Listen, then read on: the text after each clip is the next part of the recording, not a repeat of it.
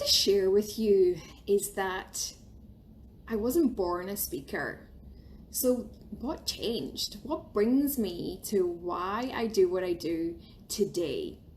And I wasn't born to do any of these things. Like, I used to avoid it at all costs for probably around like just over 30 years. I avoided every point of doing anything that put me on the spotlight.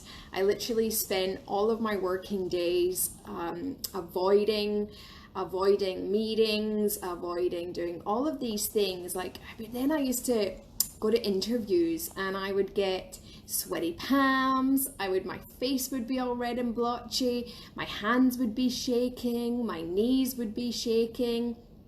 All of these things would go on when I used to do interviews.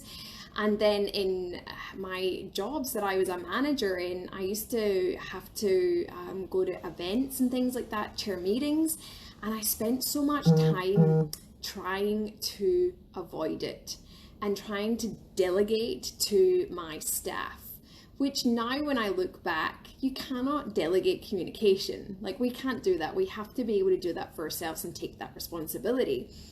But at the point, because the fear was so strong that I had about hating having to go to these events and things like that, and waiting my turn to get up and say who I was and what I was there for. And we used to run so many different initiatives, so we all had to get together with stakeholders and do all of these things. And I used to just absolutely hate, like, in the morning I'd look at my diary and go, oh, I'm gonna have to go to one of those things.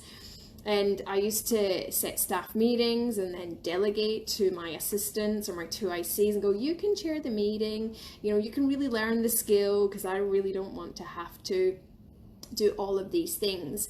And really, I spent so much of my life absolutely avoiding it, because I just absolutely was so petrified of being in front of people. Let me know if anybody can relate, and anything that you do that you've maybe avoided, or you've just hated doing it, and you've just had some of these symptoms and things like that you felt of doing it. And I wanted to share with you that all of these things that I have been through, and I can still to a point go through them as well. So really, what has changed for me to now be a speaker, but also teach other people how to do speaking, right?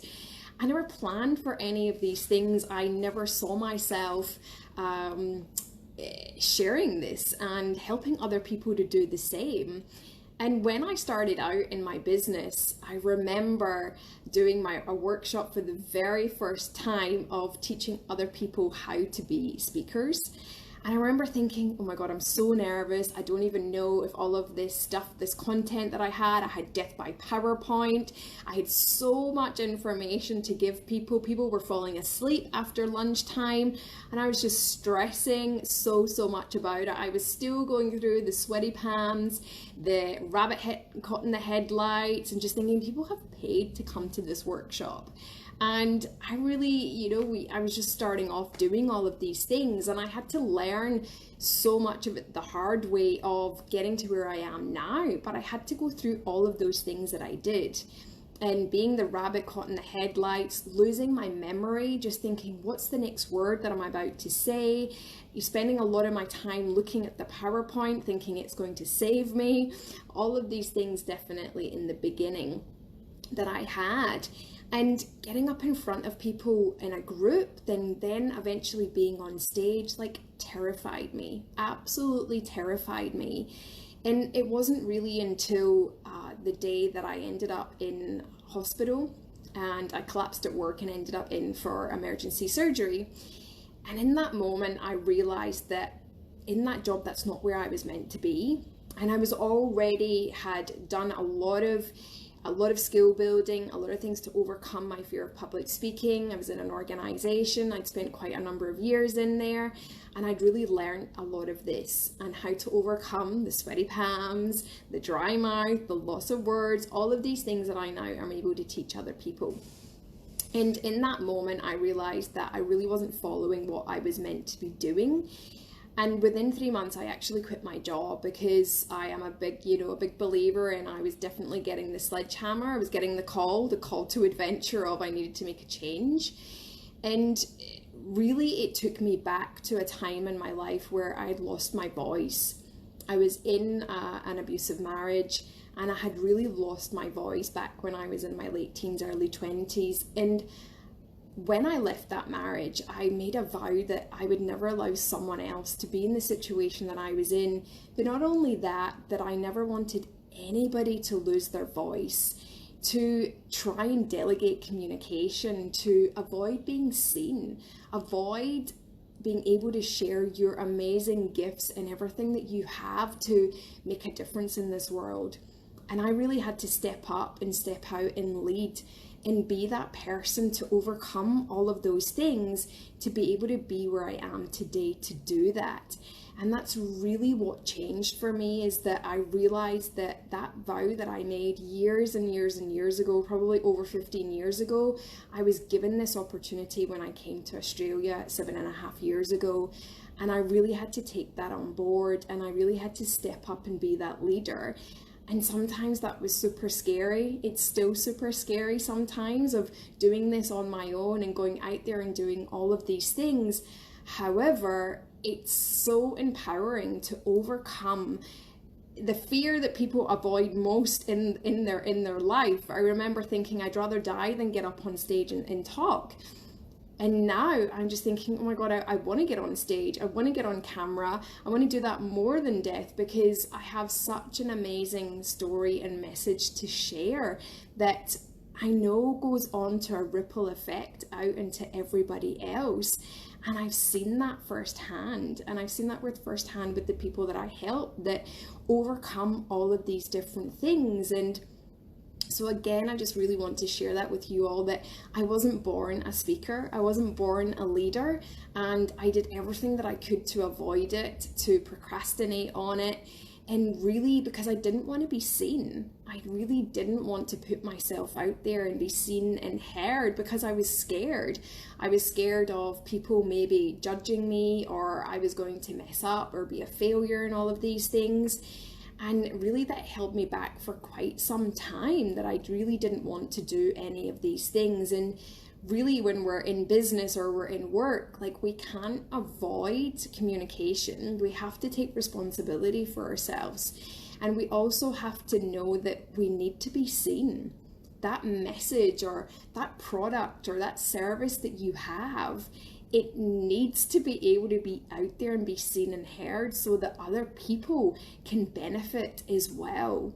So if you're in a situation where you feel like you weren't born to do what you do either, but something's maybe stuck, or you're struggling with to really put yourself out there and be seen, and I know firsthand it's super, super scary.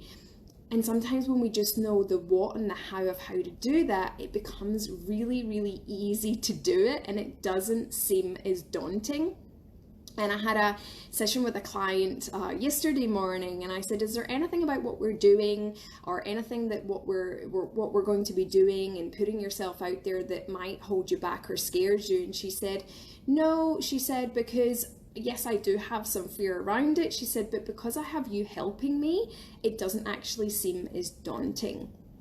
And I remember that for myself, of having coaches and mentors and people around about me, that it didn't seem as daunting to be able to go out there and be seen and heard, because I had people that were going to be able to help me as well.